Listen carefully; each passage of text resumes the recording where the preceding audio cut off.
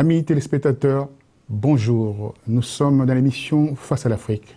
Face à l'Afrique, l'Afrique face à ses démons, l'Afrique face à la dictature, l'Afrique face, bien entendu, à des personnes qui ont les velléités de s'éterniser au pouvoir. Et aujourd'hui, nous allons recevoir des gens d'une grande qualité morale, aussi qui vont nous apporter quelques précisions par rapport à ce qui se passe en Afrique. Nous avons des invités ici, à ma droite. Nous avons M. Marboun Djama, qui est membre de USN, donc Union pour le Salut National. Il est chargé des relations extérieures, il vit en France, donc il passe le message de Djibouti à travers, bien entendu, ses compatriotes, aussi à travers la communauté internationale. Donc, s'il y a une rectification à faire, vous le ferez tout à l'heure. À ma gauche, nous avons Maître Zakaria Abdillahi, député de USN, coalition de l'opposition Djibouti. Il est le président de LDDH, Ligue djiboutienne de droits humains, et avocat à la Cour de Djibouti. Merci à vous d'être venu assister à cette émission ô combien importante. Une question pour vous, je commence tout de suite. Monsieur Mahmoud, dites-moi, pour vous, la dictature pose ses jalons et a encore des racines. C'est bien difficile à déraciner la dictature en Afrique. La dictature en Afrique, malheureusement, l'Afrique souffre les mêmes maux qui sont la dictature, la malgouvernance. Généralement, en fait, ce qui se passe actuellement en Afrique, c'est que on a passé l'étape où il y avait des coups d'État pour rester au pouvoir ou pour prendre le pouvoir. Ce qui se passe, c'est que les dictateurs africains s'arrangent pour l'instant à changer, à faire un autre coup d'État contre les constitutions, et ils trapatouillent les constitutions des pays africains. Ils ne respectent même plus les textes qu'eux-mêmes ont créés, les dictateurs africains. Donc, la dictature en Afrique, elle doit disparaître, la tendance, elle doit disparaître, mais pour l'instant, les dictateurs africains essayent de rester au pouvoir en utilisant tous les moyens qui sont à leur disposition, à commencer par le changement de constitution. Le changement de constitution, alors le président Barack Obama, lors de son dernière visite en Afrique, précisément du haut de l'Assemblée de l'Union africaine, a fait un discours fleuve. C'est un seulement discours fleuve, ou bien derrière ce discours, il y a des considérations, il y a aussi cette volonté des Américains, de la communauté internationale, d'aller vers, entre guillemets, la pacification de l'Afrique, aussi la démocratisation de l'Afrique. Monsieur Zakaria, l'avocat qui va parler comme un avocat d'ailleurs. Bonjour et merci de m'avoir permis de pouvoir exprimer mes opinions au sein de votre chaîne. C'est vrai ce que vous venez de rappeler concernant le président Obama. C'est une première qu'une personnalité issue de la première génération née aux États-Unis, d'origine africaine, de père kenyan, vienne s'exprimer devant l'Union africaine pour leur dire attention. À partir de maintenant, ce ne sera plus comme avant. C'est-à-dire, je crois que quelque part, je l'ai dit, sans parler de l'Occident, je dirais peut-être lui, au fond de lui-même, il est peut-être convaincu, se disant qu'il faut peut-être aujourd'hui en finir avec ce système dictatorial qui se pérennise, mais illégalement et arbitrairement depuis les années 60, depuis les années 50 pour certains pays. Alors pour cette période depuis les années 50, aujourd'hui on a eu un espoir, on ne peut pas parler d'un espoir, quand on a vu un début de coup de force, un coup d'État au Burundi, et à l'arrivée, le président Nkurunziza, Pierre Nkurunziza, est réélu, difficilement réélu, pas reconnu par les Nations Unies, pas reconnu par la communauté internationale, mais il est là, au poste aujourd'hui. Pour vous, c'est quoi? C'est un camouflet par rapport à la démocratie? C'est un véritable camouflet à la démocratie et aussi aux pays se disant des pays démocratiques. C'est-à-dire aujourd'hui, on a une personne qui n'a pas respecté les accords d'Arusha, dans lesquels il devrait, au bout de 2 mandats, partir. Il s'assoit dessus et dit non, je ne pars pas. Aujourd'hui, il n'est pas élu. Les conditions des élections n'étaient pas réunies du tout. Donc c'est trop facile qu'aujourd'hui, c'est vrai que là, l'échec est patent en ce qui concerne les Occidentaux. Les Américains ne voulaient pas de lui et pourtant il est là. Il y a eu un coup d'État raté, on ne sait pas comment les choses se sont déroulées, on ne sait pas le fond de ces problèmes. C'est vrai que peut-être l'objectif recherché dans cette histoire était d'en finir avec certains leaders ou de certaines personnalités ou des activistes de droits de l'homme. D'ailleurs, certains ont été blessés, d'autres sont tués dans des conditions douteuses et avec beaucoup de complicité. Mais c'est vrai qu'aujourd'hui, je crois que ça donne quand même encore un peu d'espoir à d'autres dictateurs. Malgré les déclarations américaines, malgré la déclaration occidentale, y compris française, il est là, il dit qu'il est réélu, alors que les conditions ne sont pas du tout réunies. Alors les conditions ne sont pas réunies, donc il nous reste encore 4 présidents, si ma mémoire est bonne. Nous avons le président qui est Kabila de la RDC, qui a voulu modifier la Constitution. On a eu, du 19 au 23 janvier dernier, le massacre, le carnage en RDC, plus de 450 morts. Et le Congo-Brazzaville encore, Sassou Nguesso, veut modifier sa constitution en prenant le prétexte qu'il veut faire le référendum. Il y a bien sûr le Paul Kagame qui aussi, dans ses velléités, il dit que voilà, il a les soutiens de son peuple parce qu'il y a plus de 3 millions de signatures déjà à son profit. Pour citer que ces 3 présidents-là, pour vous, ça augure à quoi, enfin, monsieur Mahmoud? C'était... chacun, il essaye de faire croire qu'il y a le peuple qui est derrière lui. Certains essayent de faire passer ça par des référendums, d'autres par de fautes à l'Assemblée qui est généralement monocolore, des partis qui sont majoritaires, Godio souvent, exactement, Godio souvent. Donc chacun essaye de faire le moyen qu'il a pour rester au pouvoir et malheureusement, l'exemple de ces quelques présidents que vous avez cités augure mal l'avenir de l'Afrique où ils veulent rester au pouvoir coûte que coûte et essayer d'inventer des prétextes ou des choses qui ne correspondent à rien. Les choses ne correspondent à rien, alors on repart directement vers votre pays où, on peut dire, le despote, votre président Ismaël Omar Guelleh, qui a modifié la Constitution, qui est, comme on dit, un vieux dinosaure de votre politique, qui continue toujours, il est toujours dans les sièges. Il a été directeur de cabinet de l'ancien président, si je m'abuse. Alors dites-moi, il est là aujourd'hui avec la répression, comment faites-vous pour pouvoir parer à tout cela? Et puis notre ami avocat reprendra la même question et répondra à la même question. Exactement. En fait, le président, le dictateur djiboutien, le président Guelleh, est là depuis le début, c'est-à-dire depuis l'indépendance. Il était le chef de cabinet de son oncle. Et donc c'est le président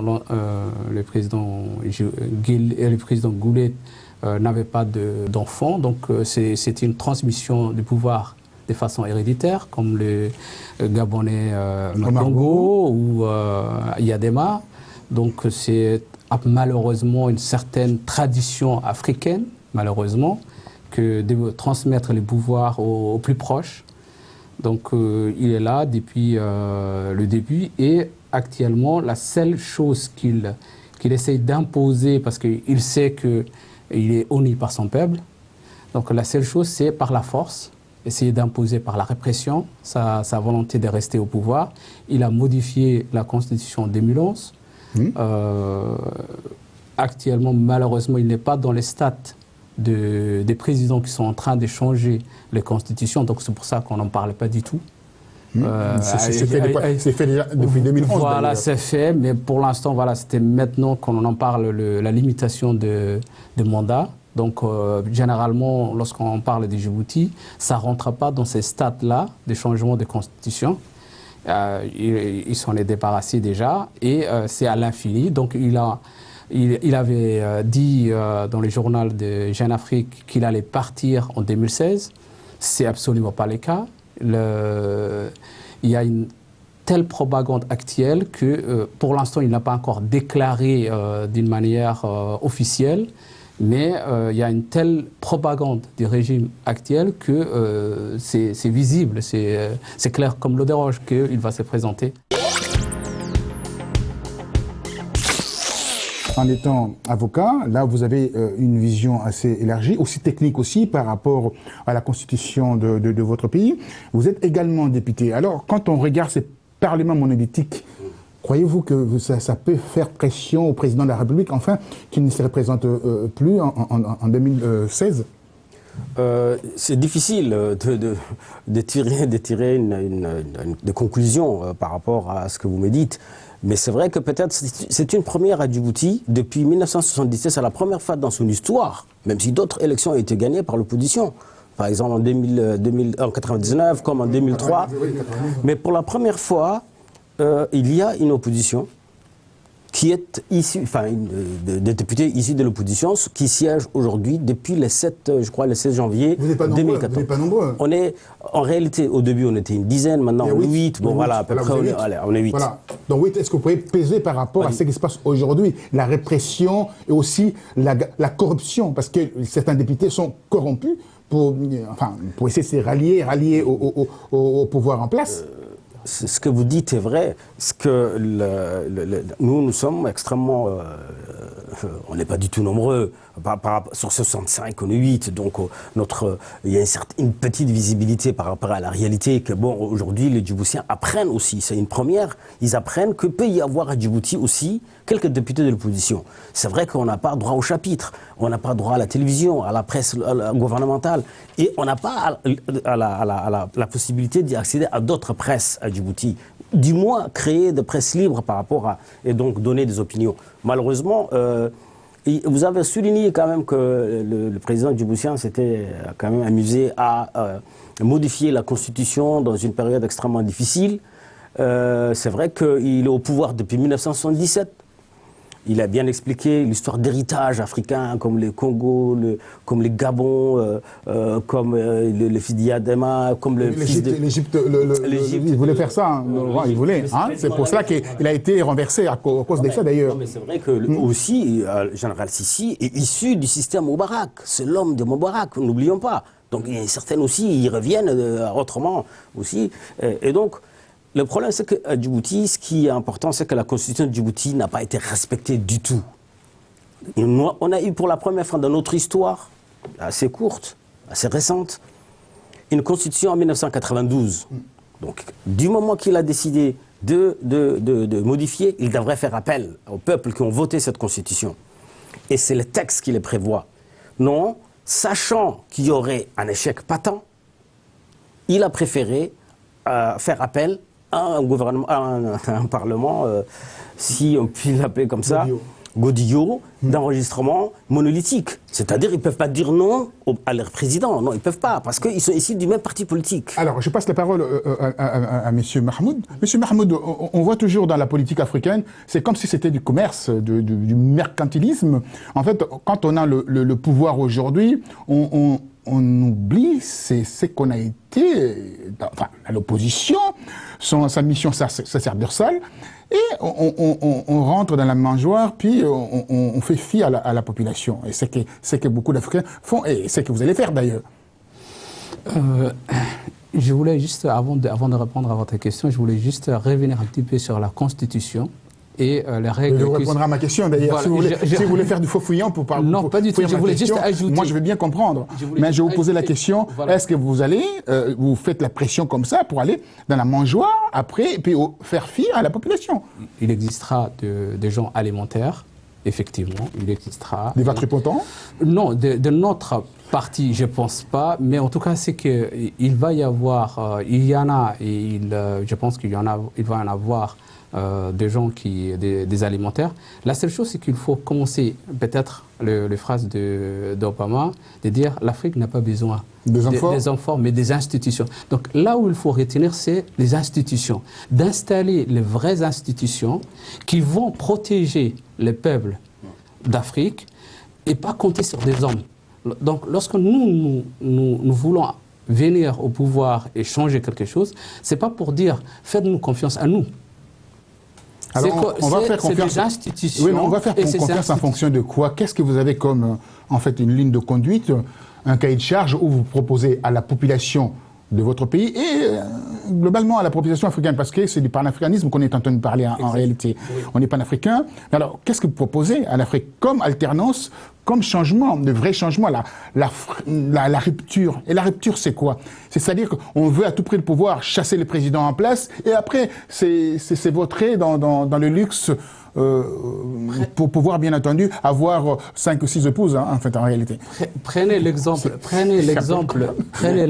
de la Tunisie. Je pense que la Tunisie, on peut considérer que c'est une transition, même si elle n'a pas totalement encore abouti, c'est une transition réussie, parce que lorsqu'ils ont fait la révolution... La Tunisie, vous croyez que c'était une transition réussie? Lorsqu'on regarde leur constitution... Est-ce que vous voyez un peu, si on veut regarder dans le printemps arabe, 3 ans aujourd'hui, le bilan est complètement... Il faut regarder à l'échelle du temps. Il y a eu des révolutions ici aussi, et vu le temps que ça a pris pour que ça donne de vrais résultats, il y a un temps, il y a l'échelle du temps. Et il faut regarder la constitution de la Tunisie, actuellement. Il faut construire des institutions. Et cette constitution est un exemple à prendre pour l'Afrique. Alors, je récupère la balle et puis vous répondrez à cette question. Hein. Vous suivez bien la question. Aujourd'hui, en Afrique, on regarde en Tunisie, parce que je reviens sur la Tunisie, on est en train d'aller vers la modification, en fait, pas la modification, de faire voter des lois antiterroristes. Et ces lois antiterroristes vont à l'encontre de, bien entendu, des droits de l'homme. On a vu ça en Égypte. Ils renforcent, en fait, leurs lois, l'arsenal judiciaire contre les terroristes. Mais en réalité, par ricochet, ça touche le peuple. On a vu ça au Cameroun également. On est en train de voir ça au Nigeria. C'est-à-dire qu'on revient dans des grandes dictatures. C'est comme l'histoire du Patriot Act américain. Vous êtes avocat, vous allez répondre à ça. L'histoire du Patriot Act, c'est un drame terrible. En France, cette loi a été votée, si on veut, par Patriot Act 2. Mais en coulisses, personne n'a dit mot. Or, on est en train de rentrer dans la grande dictature ici, aussi en France. Comment vous pouvez accepter que, voilà, au nom du terrorisme, au nom de tout cela, bafouer complètement les règles fondamentales de la démocratie? Et je vous répondrai à la question là également. Ouais. On ne doit pas, pour éviter des terroristes, on ne doit pas occulter les libertés et nos libertés démocratiques, les droits de l'homme. Il ne faut pas que les régimes en place, quel que soit, hein, démocratique dans un premier temps ou dictature, il ne faut pas qu'on utilise les terroristes, les termes terroristes ou les terroristes pour limiter et pour rentrer dans une autre dictature. Généralement, lorsqu'on a un problème avec la démocratie, il faut toujours aller vers plus de démocratie. Il ne faut pas revenir en disant on a un problème avec la démocratie, il faut supprimer cette démocratie et retourner vers une dictature. C'est l'erreur qu'ils sont en train de faire peut-être un peu la Tunisie. L'erreur, il y a la grande répression. C'est pour ça quand vous parlez de ces prétendants arabes. Moi, lorsque j'ai parlé de la Tunisie, je parle de la constitution qu'ils ont rédigée. Je ne parle pas des derniers événements qui ont eu lieu et malheureusement qui donnent un grand coup de canif à ce qui a été construit jusqu'à là. Donc, les lois d'antiterroristes ne doivent pas occulter les libertés des personnes. Alors, vous pouvez répondre à cette question, parce que c'est quand même l'aspect fondamental par rapport à la liberté de tout à chacun. On est en train de priver la liberté des gens. On va écouter tout le monde. On va s'aborder de la vraie liberté. On va faire des choses extrêmement graves, touchant, bien entendu, le droit de l'homme. Vous avez bien constaté que l'Occident est en train de faire une régression quasi irréversible de non-respect des droits humains. Ça, c'est une réalité aujourd'hui, sous prétexte, comme vous l'avez bien souligné, de lutter contre des terroristes ou des prétendus terroristes. Effectivement, on essaye aujourd'hui de mettre de côté, de ranger, comme si c'était une pièce de musée, le droit fondamentaux, reconnus à la fois par les Nations Unies et par tous les États ces 10 ans démocratiques. Aujourd'hui, c'est vrai que depuis les années 2000, certainement à la demande quasi unilatérale des États-Unis d'Amérique, beaucoup de pays, y compris les dictateurs, ont accepté aussi de voter des lois scélérates, des lois qui vont à l'encontre de l'être humain.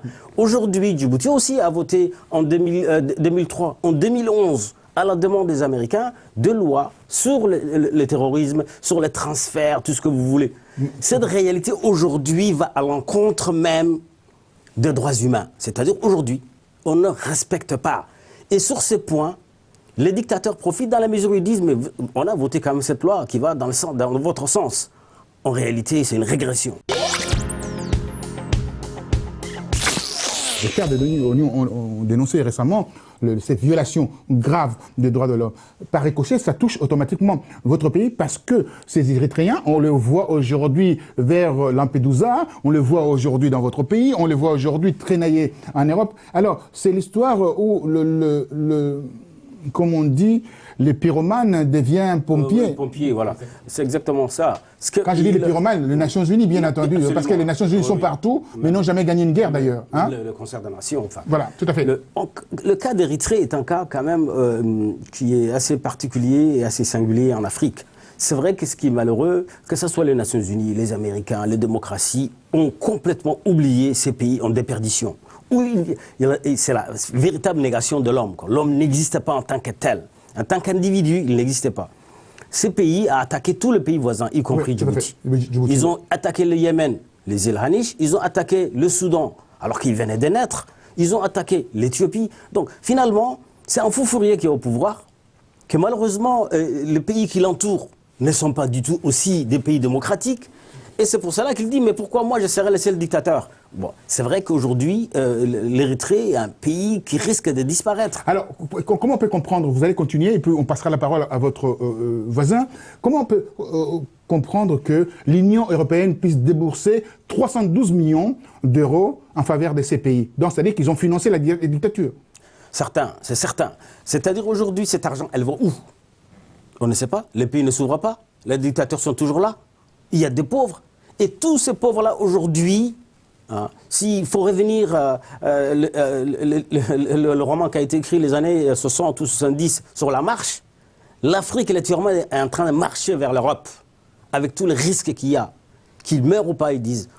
Crever de faim en Afrique ou être noyé en haute mer, quelle est la différence? C'est ça la réalité. La différence pour vous, l'homme politique, vous avez une vision assez élargie. Quelle est la solution pour vous pour arrêter l'hémorragie? Quelle est la solution qu'on peut trouver aujourd'hui pour tourner la page des dictatures? Je dis bien tourner la page des dictatures en Afrique. On part vers la conclusion, bien entendu, de cette émission. Pour reprendre l'exemple de l'Érythrée, voilà un pays qui est en train de se vider de sa population. Par mois, il y a plus de 5000 personnes qui quittent l'Érythrée, aux alentours de 5000. Qui quittent l'Érythrée. Et qu'est-ce qu'on entend à l'extérieur? On entend l'immigration en Afrique, c'est une immigration économique. Personne jusqu'à présent n'a osé dire qu'il s'agit d'un problème de dictature en Afrique. Très bien, ça c'est bien. Il n'y a aucun lien, pour l'instant, ils établissent aucun lien entre l'Afrique qui est en train de se vider de sa population, de sa jeunesse, et sa matière première voilà, qui est en train de se vider. Il n'y a personne qui est capable de dire les causes de cette immigration forcée, c'est les dictateurs en Afrique. Personne n'établit ces liens-là. On essaye de dire c'est un problème économique, alors qu'il n'en est rien. Ces pays-là sont riches. Il y a suffisamment de quoi nourrir leur population. Donc, si on enlève les dictateurs africains, on ne demande pas de bombarder les pays africains, on ne demande pas une aide pour faire la guerre en Afrique. Si on arrêtait, justement, vous allez parler tout à l'heure, l'argent que l'Union européenne va donner. Voilà. C'est déjà donné. C'est déjà donné. Si on arrêtait ces flux d'argent qui va vers les dictateurs et qui continuent, eux, à acheter des armes pour encore prendre leur population en otage. Parce que les armes que les dictateurs africains achètent, ce n'est pas pour se protéger les pays, c'est pour se protéger eux. C'est ça le problème. Alors, pour se protéger, eux, autour de cette corne d'Afrique, il y a des mouvements de troupes, il y a la présence française chez vous, à Djibouti. Comment voyez-vous cette présence? Il y a une base militaire quand même assez importante. Comment travaillez-vous et que vous soyez toujours... En fait, on cautionne la dictature. La France cautionne la dictature là, djiboutienne. La présence de bases militaires... Et je pose la question, est-ce que la France protège, cautionne la dictature en Djibouti? Je reprends votre question d'une manière plus globale. Non, pas globale. Je ne rentre pas dans la question globale. Attendez. Je vous ai posé la question simplement. La France cautionne la dictature à Djibouti. Mais voilà, alors quels sont les éléments les éléments, c'est clair. C'est que comment on peut aider quelqu'un qui est au pouvoir de façon illégale et qui met toute la population djiboutienne en péril, et qu'aujourd'hui, il a le soutien. Parce que si les dictateurs sont là, y compris celui de Djibouti, s'ils sont là, c'est parce qu'ils ont le soutien de l'Occident. Et les cas particuliers de Djibouti, ce sont les Français, les Américains, les Japonais, les Coréens aujourd'hui. Ils veulent préserver leur base militaire? Absolument, absolument. Ça donne l'accès à la mer. Il y a deux mers quand même. Hein. Voilà, la mer Indienne, tout ça, etc. L'océan Indien, voilà, la mer Rouge. Voilà. Donc c'est quand même extraordinaire. Il y a une réalité, et cette réalité aujourd'hui, c'est que ce sont les Occidentaux sont là pour leurs intérêts. À un moment donné, ils vont se contenter des dictateurs pour essayer de dire c'est à la population djiboutienne ou à la population africaine de voir l'Afrique est grand. Mais oui, il faut savoir, c'est vrai que l'Afrique de l'Est, ce qu'on appelle la corne de l'Afrique, est une poudrière. Voilà. À commencer de l'Éthiopie, l'Érythrée, Djibouti, la Somalie, tous ces pays-là, le Kenya, le Soudan, voilà, mais gravement Soudan, beaucoup de Soudan. Oui, parce qu'on est un peu le Nord Kenya, tous ces pays-là, c'est des pays instables. Où c'est vrai que le Kenya est beaucoup plus démocratique que Djibouti, bien sûr, c'est une réalité. L'Éthiopie n'est pas tellement démocratique, au contraire, Djibouti est loin d'être démocratique. Mais tous ces pays-là ont le soutien exclusif des Occidentaux, y compris les Américains. Alors, vous un homme politique, vous avez peur de perdre peut-être votre séjour ici en France. C'est pour ça que vous ne voulez pas attaquer la France d'ailleurs. Non, c'est pas une question que je ne voulais pas attaquer. Je voulais répondre. Non, je voulais... Voilà, je comprends maintenant pourquoi il y a cette retenue. Non, je voulais répondre à votre question d'une manière globale. Pourtant, on ne peut pas répondre globalement à cette question. C'est bien précise la question concernant l'apport de la France dans cette zone. Cette question-là a besoin d'être expliquée. Pourquoi Djibouti, la base, pour qu'il y a des bases qui sont à Djibouti, Djibouti est un pays là où elle est située géostratégique. Mais je l'ai expliqué tout à l'heure, il y a deux accès au niveau de exactement. Et qu'il y a des bases militaires à Djibouti, je pense que Djibouti n'est pas contre qu'il y a des bases militaires à Djibouti, le peuple djiboutien n'est pas contre. Par contre, est-ce que ces peuples ont les choix? Alors, quand vous dites que le peuple n'est pas contre, est-ce que ces peuples, on l'a donné les choix? Est-ce qu'il y a un référendum pour qu'on puisse dire que voilà, il est contre ou pas contre? Voilà, la question se situe à ce niveau-là. Les pays utilisent toutes ces ressources et la place géostratégique du Djibouti est une ressource comme une autre. Qu'est-ce que vous en gagnez? Ça produit combien pour le pays? Au niveau de PIB de pays, c'est de combien? S'il vous plaît, vous l'avez le prix? Vous avez le chiffre? Le chiffre... C'est aux alentours de 150 millions. Hein. Alors, 150, vous avez vendu votre âme pour 150 millions, alors c'est pas une question d'âme. C'est pas une question d'âme. Je vais répondre beaucoup plus, avec beaucoup plus sans langue de bois. Quoi. Voilà. La réalité, c'est vrai qu'à Djibouti, il y a... C'est pas le fait d'être contre ou pas, parce que les Africains, les dictateurs y compris, se targuent dès qu'il y a un problème ou il y a une intervention d'un pays occidental. Oui, nous sommes souverains, alors qu'ils n'ont pas les moyens de leur souveraineté. Mais oui... Ils demandent de l'argent. Ils sont souverains en quoi? Ils ne le sont pas. Voilà. Alors, on n'est pas souverain. Alors, comment faire maintenant? On arrive au terme de notre émission. Malheureusement, un mot, c'est ma pour partir. Un seul mot, seulement. Deux mots. Qu'est-ce qu'on peut attendre d'un départ ou la disparition de la dictature en Afrique? Ou des dictatures en Afrique? Un mot seulement. Un mot. En un mot. La démocratie, la liberté pour l'Afrique et le départ des dictateurs. Un mot. On n'est pas venu faire le procès d'un pays, y compris Djibouti. Nous voulons que les pays tendent vers la liberté et de respecter la liberté individuelle, le droit d'aller et venir, le droit à la possibilité de s'exprimer. Voilà la réalité. C'est le droit tout court. Voilà, les droits, c'est que le peuple réclame. L'opposition en Afrique, il faut une opposition forte pour que l'Afrique puisse marcher. Il faut qu'il y ait le contrepoids. À travers ces contrepoids, on pourra se retrouver avec une Afrique émergente. On dit à l'an 2050, les Africains seront plus de 2 milliards, donc ça sera une force extraordinaire. Et on donne aussi un taux de croissance de 5,7%. Donc c'est l'espoir de l'Europe, l'Afrique. Restons humbles avec l'Afrique et faites de la sorte qu'on puisse retrouver la grande souveraineté. Merci à vous et à très bientôt. Merci d'être venu et à très bientôt. Merci.